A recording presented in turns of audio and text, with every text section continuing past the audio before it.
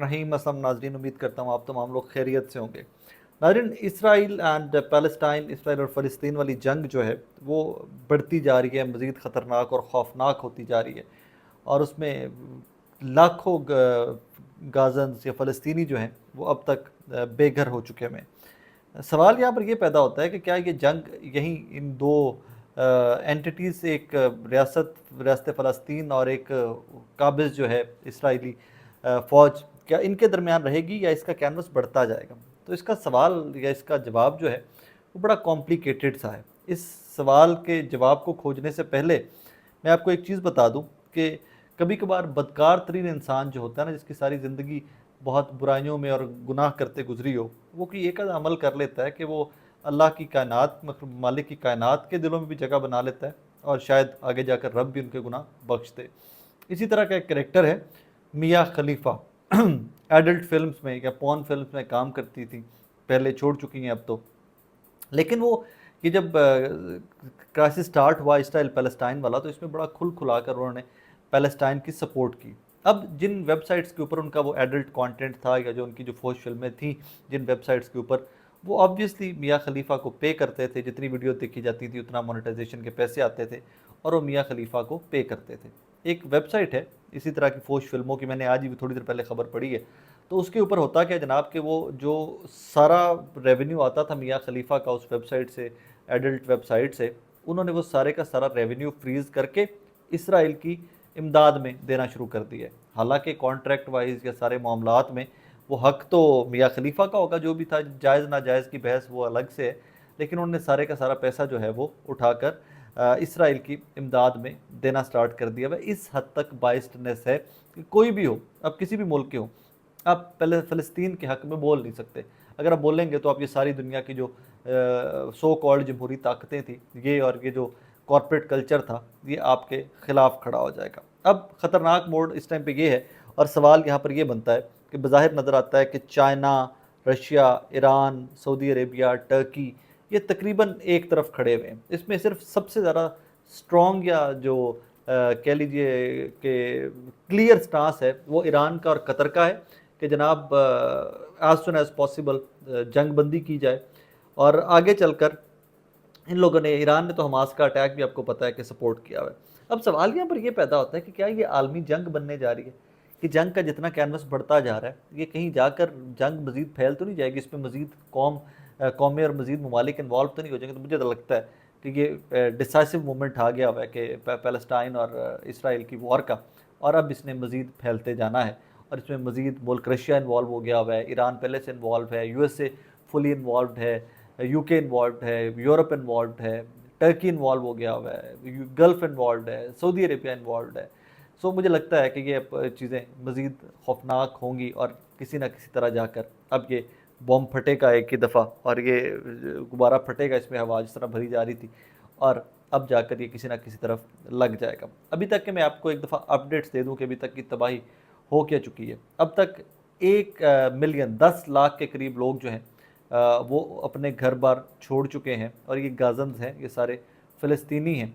Number 2, आगे चलिए तो अभी से कुछ देर पहले का अपडेट है कि इसराइल ने एक ड्रामा किया कि जी हम गाज़ा की वो पट्टी के ऊपर बसने वाले जो लोग हैं जिनका पानी बंद कर दिया गया था, हम उनका पानी के वाटर सप्लाई जो है बहाल कर रहे हैं, और उसके ऊपर अभी तक वाटर सप्लाई बहाल नहीं हुई है। जब मैं आपसे मुखातिब हूँ तो अभी तक कोई वाटर सप्लाई बहाल नहीं हुई है, और जो गाज़ा के रिहायशी हैं उनको अभी तक किसी किस्म का पानी नहीं मिला। आगे चलें तो इसराइली मिलिट्री जो है उनका उनका दावा है, या उनकी इन्फॉर्मेशन है कि जी 150 के करीब इसराइली जो है वो गाज़ा की पट्टी में यरगमाल बना लिए गए हैं। अब ये सिविलियंस हैं ऑब्वियसली, और 200 के करीब हमास के मेंबर्स जो हैं, जो फाइटर्स हैं हमास के, वो इस टाइम के ऊपर वेस्ट बैंक के अंदर इसराइली आर्मी ने पकड़ लिए हुए हैं। और अभी जो फ्रेंच नेशनल्स थे जो इस सारे क्राइसिस के अंदर मारे गए, अभी तक की काउंटिंग में 19 के करीब हो गए। जब मैं आपसे मुखातिब हूँ तो मिनिमम का नंबर दे रहा हूँ आपको कि मिनिमम अभी तक 3000 के करीब फ़लस्तीनी जो हैं वो शहीद हो चुके हैं, 10,000 के करीब ज़ख्मी हैं, जिनमें से काफ़ी सारे ज़ख्मियों की शदीद ज़ख्मी हैं कि जिनकी हालत ठीक नहीं है। आगे चलिए तो बाइडन अमरीकी सदर जो हैं उन्होंने इसमें, अब वो एक अमेरिका की ड्रामे भी है ना, तो एक तरफ तो वो खुल खुला कर इसराइल को सपोर्ट कर रहे हैं, दूसरी तरफ वो कहते हैं कि जी हमने फ़लस्तीनी सदर जो हैं मोहम्मद अब्बास, उनसे ह्यूमैनिटेरियन क्राइसिस के ऊपर, सिर्फ कि जंग के अंदर जो आम इंसान हैं, जो सिविलियंस हैं, उन तक इमदाद पहुँचती रहे। तो जब सदर बाइडन ने जनाब इस बारे में बात की है फ़लस्तीनी सदर मोहम्मद अब्बास से। अब आगे चलकर ये जो मैं आपसे मुखातिब हूँ तो बिल्कुल बॉर्डर के, गाज़ा के बॉर्डर के बिल्कुल पास आ गई हुई हैं इसराइली फोर्सेस जो हैं, और अब वो स्वीपिंग ऑपरेशन है कि ज़मीन के ऊपर ऑपरेशन करते हुए वो आगे जाना चाहते हैं। अब इसके साथ पूरी दुनिया के अंदर जो डेवलपमेंट्स हुई हैं वो बड़ी नोटिस करने वाली हैं। बरतानिया में, लंदन में लाखों लोग, लाखों मुसलमान इकट्ठे हुए प्रो पैलेस्टाइन, फ़लस्तीन के हक़ में उन्होंने एहतजाज किया। फ्रांस में पाबंदी के बावजूद फ़लस्तीन के हक़ में एहतजाज होते रहे। तुर्की में लाखों लोगों ने एहतजाज किया। बाकी ममालिक के अंदर एहतजाज और यकजहती के लिए लोग इकट्ठे होते रहे हैं इसमें आकर। अब इसमें बार बार कुछ चीज़ें जो है ना जो हमें सोचने की या समझने की ज़रूरत है जो इस टाइम के ऊपर, क्या इस कॉन्फ्लिक्ट का कोई पीसफुल सोल्यूशन है? तो बिल्कुल भी नहीं है। रीज़न ये है कि भाई मेरे घर के ऊपर कब्ज़ा कर लेते हो आप, मेरे घर के ऊपर कब्ज़ा करके आप कहते हो कि यार हमने कब्ज़ा तो कर लिया है, बैठ के सेटलमेंट कर लेते हैं, तुम अपने घर से निकलो, हम लोग यहीं पे रहते हैं, तुम जाके कोई अपनी बस्ती आबाद कर लो। तो वो फ़लस्तीन का मामला बिल्कुल ये है कि इसराइल आया, बाहर से आके बैठ गया और एंड ऑफ द डे फिर फ़लस्तीनियों को बोला कि चलो जी अब तुम लोग यहाँ से निकलो और आगे चलते जाओ। खैर इसके अंदर I would be very honest, मेरा तो दिल करता है कि मैं फील्ड में जाके, ग्राउंड में जाके फ़लस्तीन से रिपोर्ट करूं कि वहाँ इंसानी हकूक़ की खिलाफ वर्जियाँ और जंगी कवानीन की खिलाफ वर्जियाँ कैसे हो रही हैं। लेकिन अभी पता नहीं वीज़ाज़ मिल रहे हैं या नहीं मिल रहे, लेकिन मैं इस कमिंग वीक के अंदर इंशाल्लाह मैं उस प्रोसेस को स्टार्ट करने की कोशिश करूँगा कि अगर वीज़ाज़ मिल रहे हैं तो मैं ज़रूर कोशिश करूँगा कि मैं किसी न किसी तरह फ़लस्तीन पहुँच कर रिपोर्ट करूँ। बहरहाल अभी तक के लिए UN रिलीफ चीफ जो है वो कहते थाउजेंड्स विल डाई, हज़ारों लोग मरेंगे, शहीद होंगे। हज़ारों लोग मर चुके हैं, शहीद हो चुके हैं, और ये मिनिमम नंबर है जो अभी तक आया है। और अभी तक जो इसराइल के अपनी वज़ीर-ए-आज़म हाउस है उनकी काउंटिंग में 1500 के करीब इसराइली फ़ौजी और सिविलियंस जो हैं वो सारे अभी तक हलाक हो चुके हैं, और ये टोल जो है ये ऊपर चढ़ता जा रहा है। यहाँ पर चंद चीज़ें ये हैं कि अब इसके अंदर तमाम ममालिक जो हैं, अभी मिस्री सदर से भी डिप्लोमेट जो हैं, फ़ॉरेन सेक्रेटरी जो हैं यूनाइटेड स्टेट्स के, उनकी मुलाकात हुई। अब मुलाकातों का दायराकार बढ़ता जा रहा है। इसके अंदर एक और चीज़ काबिल गौर है, अब इसके अंदर सऊदी अरेबिया ने इसराइल के साथ ताल्लुकात बहाली के ऊपर जो उनके मुज़ाकरात चल रहे थे उनको सस्पेंड कर दिया है, उनका वो तात्तुल का शिकार हो गए हैं।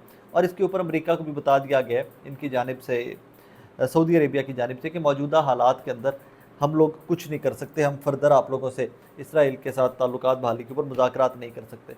इस सारी सिचुएशन के अंदर ज़रा गौर कीजिए तो उन ममालिक ने स्टैंड लिया है जहाँ के अवाम ने बहुत प्रेशर डाला अपनी अपनी गवर्नमेंट्स के ऊपर। टर्की में लाखों लोग इकट्ठे हो गए, तुर्की में तुर्किया को स्टांस देना पड़ा। आगे चलिए तो गल्फ़ में तो खैर इतना कुछ UAE वगैरह ने तो बहुत कुछ सख्त स्टांस नहीं लिया था, लेकिन मुस्लिम ममालिक का, मुस्लिम उम्मा का प्रेशर सऊदी अरेबिया पे था, उनको क्लियर कट स्टांस लेना पड़ा। इसी तरह पाकिस्तान जो है, पाकिस्तान बड़े वाइटल इस टाइम के ऊपर पोजीशन में है, पाकिस्तान की बड़ी अहम और इम्पॉर्टेंट पोजीशन है, लेकिन अभी तक पाकिस्तान भी उन ममालिक में से जो चाहता है कि सबसे पहले सीज़ फायर हो ताकि जानी नुकसान जो फ़लस्तीनियों का है उसको मिनिमम किया जा सके।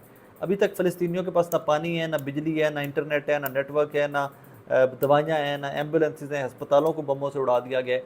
सो अभी तक के लिए वॉर क्राइम्स की लिस्ट जो है इसराइल की वो सबसे पीक के ऊपर जा रही है। But at the same time Sen voices या जो कुछ अक्ल रखने वाले लोग हैं वो आज भी इसके ऊपर बज़िद हैं कि जनाब किसी भी तरह से जानी नुकसान को मिनिमम किया जा सके, पहले सीज़ फायर करवा लिया जाए, उसके बाद बैठकर बात की जाए कि अब आगे करना क्या है। लेकिन बज़ाहिर मुझे नहीं लगता कि इसराइल जो है वो सीज़ फायर करने के मूड में है, और इसराइल हर जो बॉर्डर का मुल्क है, जो इर्द गिर्द का मुल्क है, उसको धमकियां दे रहा है उल्टा कि तुमने भी जंग स्टार्ट करनी है तो कर लो, हम तुम्हें भी देख लेंगे, तुमने भी करनी है तो कर लो, हम तुम्हें भी देख लेंगे। अब इस जंग का अगर मंतकी अंजाम इन धमकियों के बाद और इस एटीट्यूड के बाद, तो मंतकी अंजाम तो ये है कि तमाम वो ममालिक जो इसराइल के मुखालिफ हैं वो सारे इकट्ठे हों, यकजा हों, और ये एक ही दफ़ा जंग छिड़ जाए। But I don't think so कि that is a practical solution. मुझे वाकई में ये लगता है कि जंग बंदी, से नो टू वॉर, से येस टू पीस, वो एटीट्यूड हमें इस टाइम पे चाहिए। We need that kind of attitude. बाकी अल्लाह पाक फ़लस्तीनियों की حفاظت کرے, ان کے مقاصد میں ان کو کامیاب کرے. لوگ کہتے ہیں کہ ہمیں فلسطینیوں کی آزادی کے لیے کام کرنا چاہیے اور ہمیں آواز اٹھانی چاہیے. مجھے لگتا ہے کہ ہم تمام پوری دنیا کے مسلمان جو ہیں ہم قیدی ہیں, صرف فلسطینی ہی تو آزاد ہیں جو لڑ رہے ہیں, مر رہے ہیں, کٹ رہے ہیں, پتہ ہے کہ کمزور ہیں, آگے طاقت بہت بڑی ہے, ساری دنیا کی طاقت ان کے خلاف کھڑی ہیں, پھر بھی لڑ رہے ہیں, پھر بھی کٹ رہے ہیں, پھر بھی مر رہے ہیں, شہید ہو رہے ہیں. تو مجھے لگتا ہے صرف وہ آزاد ہیں, اور اگر فلسطینی جیت جاتے ہیں تو وہ تمام دنیا کے اندر باقی جو مسلمان ممالک ہیں ان کو آزاد کروائیں گے. ہم فلسطینیوں کو آزاد کروانے کی اوقات ہی نہیں رکھتے. اپنا بہت سارا خیال رکھیے گا. فلسطینیوں کو, مسلمانوں کو, پوری دنیا میں کے امن کو دعاؤں میں یاد رکھیے گا. اللہ حافظ.